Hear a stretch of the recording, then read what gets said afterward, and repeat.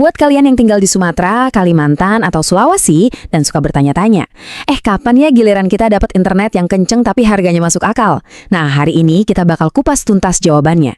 Yuk kita cari tahu kapan internet rakyat ini benar-benar bakal nyebar ke seluruh Indonesia. Pasti ngerasain juga kan? Kita semua tahu internet itu penting banget, tapi kadang akses yang cepat dan murah itu rasanya masih kayak barang mewah. Jadi, pertanyaan gedenya yang akan kita jawab hari ini, kapan sih kesenjangan digital ini bakal selesai? Oke, pertama-tama kita bedah dulu situasinya sekarang ini kayak gimana. Apa sih sebetulnya yang dimaksud dengan kesenjangan internet di negara kita? Jadi, apa itu internet rakyat? Gampangnya gini deh, anggap aja ini sebuah misi buat menyediakan internet yang bukan cuma ngebut, tapi juga harganya ramah di kantong. Tujuannya simple dan jelas, biar semua orang bisa nikmatin akses digital yang sama, nggak cuma yang tinggal di kota-kota besar aja. Nah, coba lihat deh tabel ini. Ini gambaran yang jelas banget soal kesenjangan tadi. Kalau kalian ada di Jawa, Maluku, atau Papua, kalian udah bisa menikmati layanan ini. Tapi, buat yang di Sumatera, Kalimantan, Sulawesi, Bali, dan Nusa Tenggara, posisinya masih di kolom menunggu. Sabar ya. Nah, sekarang kita masuk ke bagian intinya nih. Kabar baik yang mungkin udah kalian tunggu-tunggu. Yuk, kita lihat kapan persisnya ekspansi besar-besaran ini bakal dimulai ya. Ini dia kan pertanyaan utamanya. Pertanyaan yang ada di pikiran semua orang yang masih nunggu di luar Jawa, Maluku, dan Papua. Kapan giliran kami? Dan ini dia jawabannya, 2026.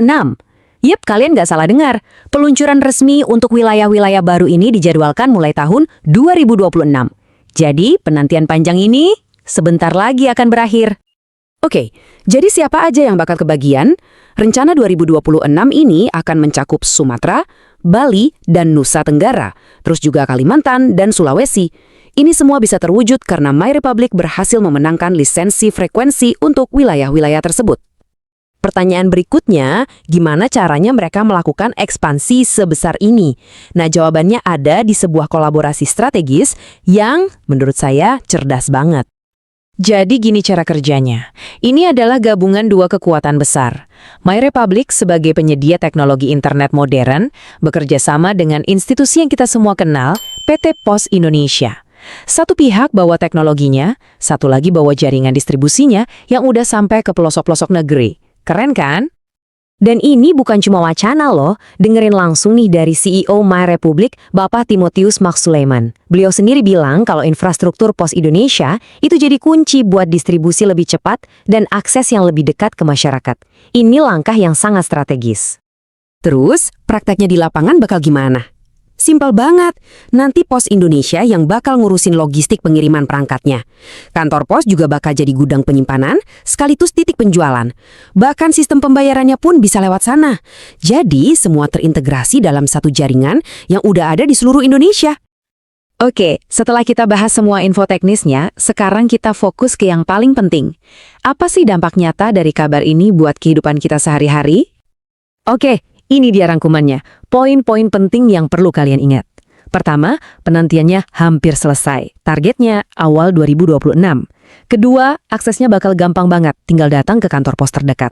Dan ketiga, ini adalah kolaborasi canggih antara teknologi modern dengan jangkauan jaringan yang sudah terbukti dan terpercaya. Ini akhirnya membawa kita ke sebuah pertanyaan yang lebih besar. Kalau akses internet yang merata dan terjangkau ini beneran terwujud, apakah ini bakal jadi kunci yang akhirnya membuka semua potensi digital Indonesia?